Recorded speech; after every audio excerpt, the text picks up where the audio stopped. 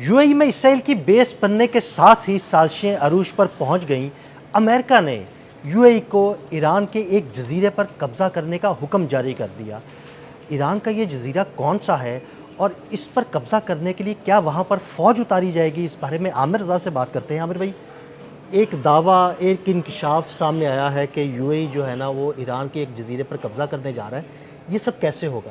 देखिए, पहली बात तो यह है कि अमेरिका खुद से ग्राउंड अटैक नहीं करना चाहता, यानी वो अपनी फोर्सेस को किसी भी, चाहे वो हाग है, चाहे लवान है, चाहे कोई और जजीरा है, ईरान के किसी ज़मीन पर उतारने को तैयार नहीं है, क्योंकि इससे पहले उतार कर वो दे चुका। हाँ, उसके जहाज़ जो हैं वो जहाज़ तबाह हो गए। करने पड़े अपने उसमें जहाज। कितने अमरीकी फ़ौजी हलाक हुए थे, जन्म वासिल हुए थे, आज तक उसकी कोई खबर नहीं है।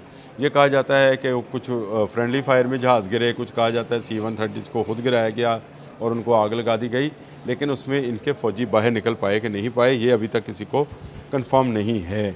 अब ये ख़बर जो है टेलीग्राफ के अंदर एक साबिक़ अमरीकी एहलकार के ज़राए से, अस्करी ज़राए से दी गई है। नाम भी खुफिया रखा गया। उसका नाम भी उन्होंने छुपा के रखा है, यानी उन्होंने कहा कि उन्होंने अपना नाम ज़ाहिर किए बगैर बता दिया है कि ट्रंप एडमिनिस्ट्रेशन ने यूएई को ये कहा है कि वो लवान पे कब्ज़ा कर ले, अच्छा। अबू ज़बी से फोर्सेस को भेजे, और लवान जजीरा इस वक्त खाली है, जिस पर इन्होंने ये 40 रोज़ा जंग के दौरान एमिरेट्स ने ही वहाँ पर हमला किया था, ख़बर ये है। हाँ जी। और लवान को अब अपने कब्ज़े में ले लें, ताकि ये वाली बंदरगाह जो है, जो कि अबू ज़बी से करीब लगती है, इसको बंद कर दिया जाए। जब ये होल्ड हो जाएगी तो उसके बाद हाग से, पहले ही हाग बिल्कुल जंग के करीब है, इसलिए यहाँ से भी इसकी आमदन बंद हो जाएगी।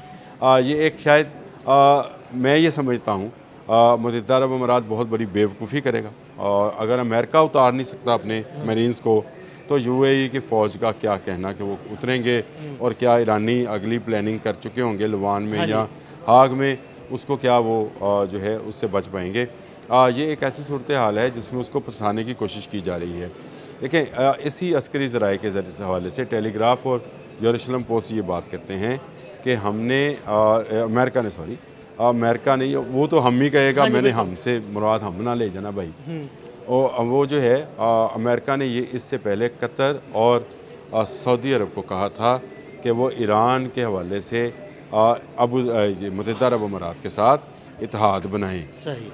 जिसका दोनों ने इनकार कर बिल्कुल दिया। ऐसे ये बड़ी अच्छी खबर है, हाँ जी। जो मैंने आपको शुरू में, जब ये कैमरा ऑन नहीं भी था, मैंने आपसे कहा था इसमें एक अच्छी खबर ये अच्छी भी खबर है भी है, बिल्कुल। कि सऊदी अरब कतर इसमें से बाहर निकल गए। उन्होंने कहा ईरान के ख़िलाफ़ हम किसी इत्तेहाद का हिस्सा नहीं बनेंगे, इसराइल जो है बनता है बने, और इसराइल के जो इसराइल में अमरीकी सफ़ीर हैं, हक्कोबी इनका नाम है, उनका भी ये बयान सामने आया है कि हम बिल्कुल मुत्तहिदा अरब अमारात में तैयारी कर रहे हैं। अब ये देखें कि अमरीकी सफ़ीर का, जो कि इसराइल में तैनात है, उसका मुत्तहिदा अरब अमारात से क्या लेना देना है। तो वो ये कह रहा है कि हम मुत्तहिदा अरब अमारात में तैयारी कर रहे हैं, तो ये पूरी तरह से तैयारी है। आपको अगर सऊदी अरब में कल वो जो ख़बर बड़ी अहम थी, 3 ड्रोन्स वाली, हाँ जी, वो इराक़ की तरफ से आए, बिल्कुल। वो ड्रोन्स किसके थे, वो किसके थे, कहाँ से आए, किसने और भेजे? क्यों तबाह, और किसने तबाह किए। जिन्होंने तबाह किया उनको तो हमारा सलूट है भाई, हाँ जी, सच्ची बात है। बिल्कुल ठीक क्योंकि है। उन्होंने बता दिया कि इनकी तरफ कोई भी आएगा तो आपको वो वापस नहीं जाएगा, वो तबाह हो जाएगा।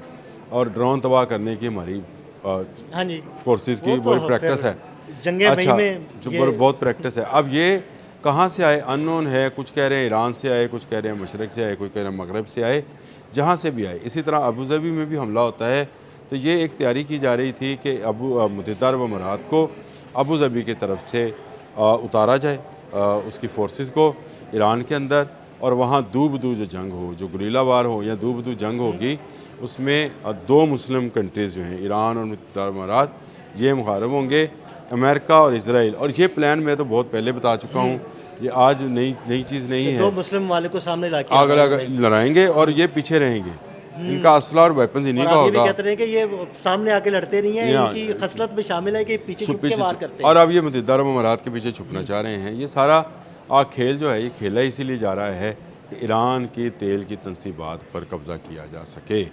ये सिर्फ इसलिए है, और ये कब्ज़ा मुत्तहिदा अरब अमारात का, इनके पास तो इतना तेल है, ये क़यामत तक भी पीते रहें तो ख़त्म नहीं होना। ये तेल जो है ये अमेरिका को चाहिए ईरान का, और उसको क्यों चाहिए कि स्ट्रेटजिकली वो चीन और बाकी जो ममालिक उसके दुश्मन हैं, उनके एक बड़ी जिसको कहते हैं कि पावर को ख़त्म करना चाहता वो है। दरअसल कोई ऐसा दरवाज़ा छोड़ना नहीं चाहता जहाँ से उनके ये तवानाई चाइना के जो है ना वो तेल खरीद सके। वो चाहता है कि यहाँ पे भी हमारा कब्जा हो। अगर चाइना ने तेल खरीदना या वो वहाँ पे हमसे खरीदे या यहाँ हमने कब्जा किया हुआ तो यहाँ पे भी हमारे थ्रू वो खरीदे। देखें, तवानाई के ज़राए जो हैं और सारे मुल्कों की ज़रूरत है। हाँ जी। पहले ये वेनेज़ुएला पे कब्ज़ा कर चुके हैं, अब ये ईरान पर आए थे।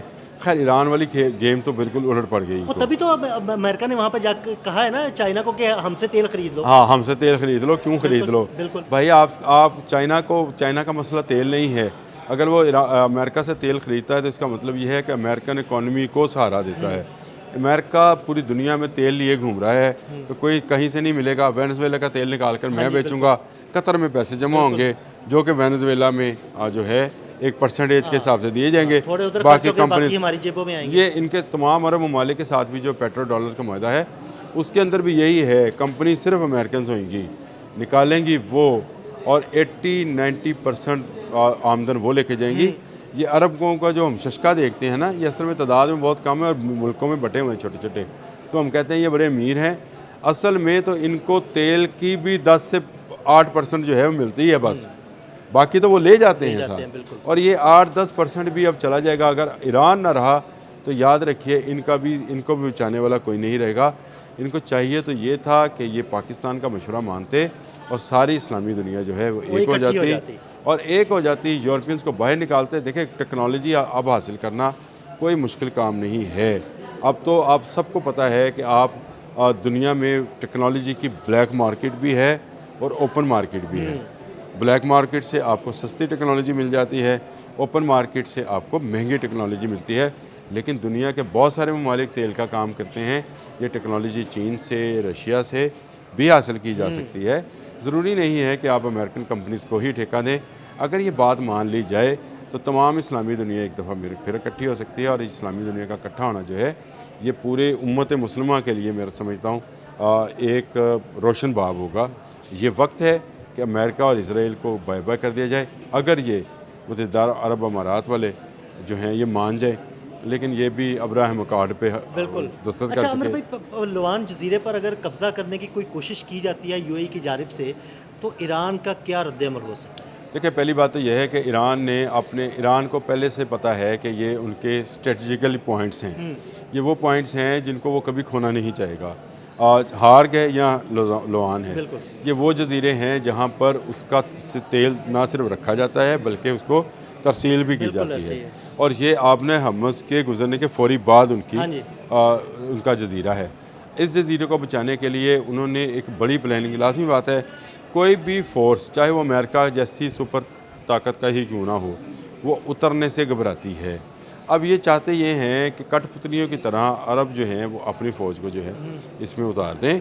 वहाँ पे जो फ़ाइट हो उससे हम अंदाज़ा करें कि किस कदर जो है उनकी ताकत है, और उसके बाद हम हाग पे कब्ज़ा करने की कोशिश करें। पहले इनका प्लान था हाग पे कब्ज़ा करने का, उतरने का। इन्होंने तैयारी की, तेल गिरा दिया गया, लीक हुआ और इनको पता चल गया कि अगर कश्तियाँ और हेलीकॉप्टर गए तो ये जलकर खाक हो जाएंगे। अब इनकी नज़र लुआन पे है, लेकिन ये चाहते ये हैं लड़े कोई मरे कोई, कब्ज़ा इनका हो। मेरा ख्याल है अगर अरब अमीरात वाले इतने भी बेवकूफ़ नहीं हैं, मुझे लगता है कि वो ईरान से इस किस्म का पंगा लेंगे।